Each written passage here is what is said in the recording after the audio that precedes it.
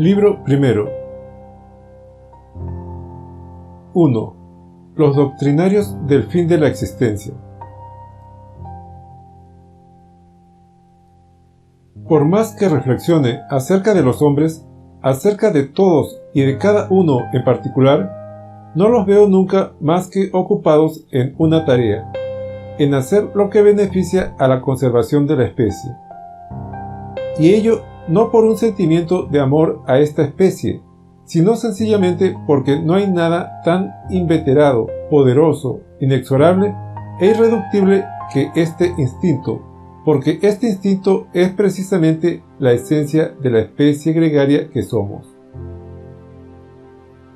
Si, con la miopía habitual, uno se pone a clasificar a sus semejantes como se suele hacer, en hombres útiles y nocivos, y en buenos y malos. A fin de cuentas, tras una madura reflexión sobre el conjunto de la operación, se acaba desconfiando de esa forma de depuración y de encasillamiento y se renuncia a ella. El hombre, incluso el más nocivo, es quizás también el más útil desde el punto de vista de la conservación de la especie, pues conserva en sí mismo, o por su influencia en otros, impulsos sin los cuales la humanidad se habría debilitado y corrompido desde mucho tiempo atrás. El odio, el placer de destruir, el deseo de rapiña y de dominación, y todo lo que en general se considera malvado, pertenece a la asombrosa economía de la especie, a una economía indudablemente costosa, derrochadora y por línea general prodigiosamente insensata, pero que puede probarse que ha conservado a nuestra especie hasta hoy. Yo no sé, mi semejante y querido prójimo, si ni siquiera puedes vivir en detrimento de la especie, es decir, de una forma irracional, malvada. Lo que hubiera podido dañar a la especie tal vez desapareció hace muchos siglos y hoy pertenece al orden de cosas que ni Dios podría concebir.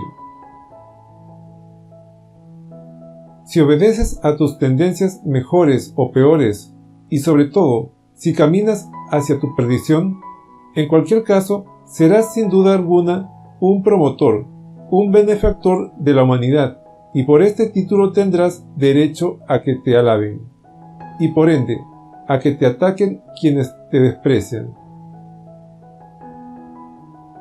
Pero nunca encontrarás a alguien que sepa burlarse de ti, individuo particular, ni siquiera de lo mejor que hay en ti, y que te haga sentir, como lo exigiría la verdad, tu miseria de mosca y de renacuajo.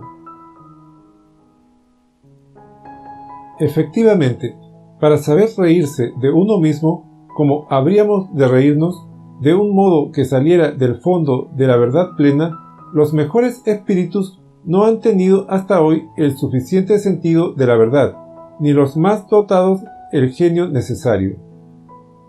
Quizás la risa tiene también un futuro, y será cuando la tesis, la especie lo es todo, lo particular no es nada, se haya encarnado en la humanidad, y todos tengan acceso en cualquier momento a esta liberación última, a esta irresponsabilidad última.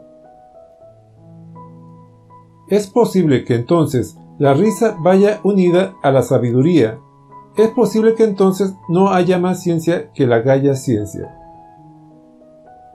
Pero por el momento las cosas siguen siendo de otro modo. La comedia de la existencia no ha tomado aún conciencia de sí misma, y todavía estamos en la época de la tragedia, en la época de las morales y de las religiones.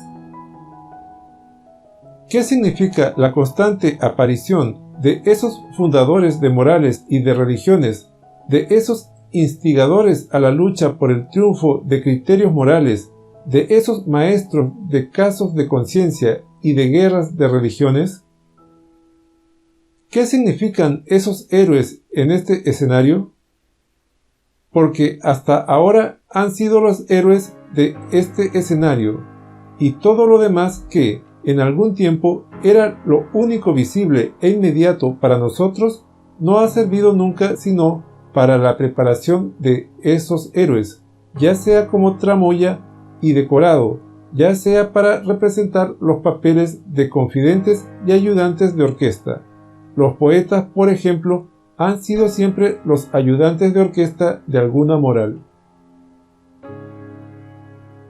Ni qué decir tiene que esos trágicos trabajan igualmente en interés de la especie, aunque puedan pensar que trabajan en interés de Dios y como enviados suyos. También ellos favorecen la vida de la especie, favoreciendo la creencia en la vida. Vale la pena vivir, proclaman todos ellos. Esta vida tiene un significado. Fíjense que hay algo detrás de ella y debajo de ella. Ese instinto que actúa de un modo regular, tanto en el hombre más iluminado como en el más vulgar, ese instinto de conservación de la especie surge en diferentes intervalos bajo la forma de la razón y de la pasión del espíritu, encontrándose entonces acompañado de brillantes motivos y tendiendo a hacer olvidar con todas sus fuerzas que en realidad no es más que impulso, instinto, locura, falta de fundamento.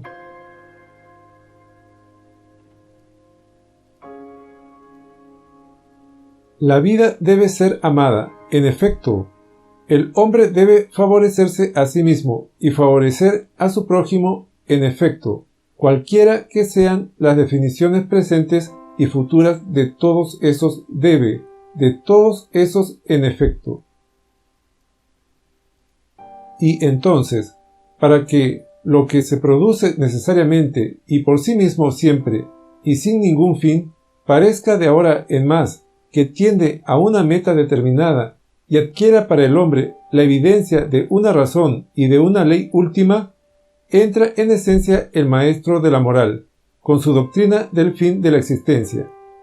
Para ello inventa otra segunda existencia, y por medio de su nueva mecánica saca a la vieja existencia ordinaria de sus antiguos y normales goznes. Indudablemente, no quiere de ninguna manera que nos riamos de la existencia, ni de nosotros mismos y menos aún de él. Para el individuo es siempre un individuo, algo primero y último, además de inmenso. Para él no hay especie, ni sumas ni ceros. Por más locas y delirantes que sean sus invenciones y sus valoraciones, por más que desconozca la marcha de la naturaleza y niegue sus condiciones, y todas las éticas han sido siempre insensatas y contrarias a la naturaleza, en un grado tal que cada una de ellas hubiese podido arruinar a la humanidad, en el caso de que se hubiese adueñado de ella. Siempre que el héroe entraba en escena, se conseguía algo nuevo, la horrible contrapartida de la risa, la honda conmoción de muchos individuos ante el pensamiento siguiente: sí, vale la pena vivir, sí, merezco vivir. La vida, yo mismo, tú y todos en general nos hemos vuelto interesantes los unos para los otros durante algún tiempo.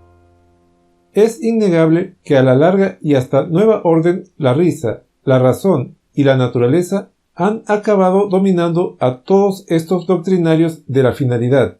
La breve tragedia ha acabado convirtiéndose siempre en la eterna comedia de la existencia y necesariamente las olas de innumerables carcajadas, por decirlo con palabras de Esquilo, terminan batiendo también a los mayores de estos trágicos. Pero, en conjunto, a pesar de toda esta risa cuya virtud radica en corregir, la continua reaparición de estos doctrinarios de la finalidad de la existencia no ha podido menos que modificar la naturaleza humana.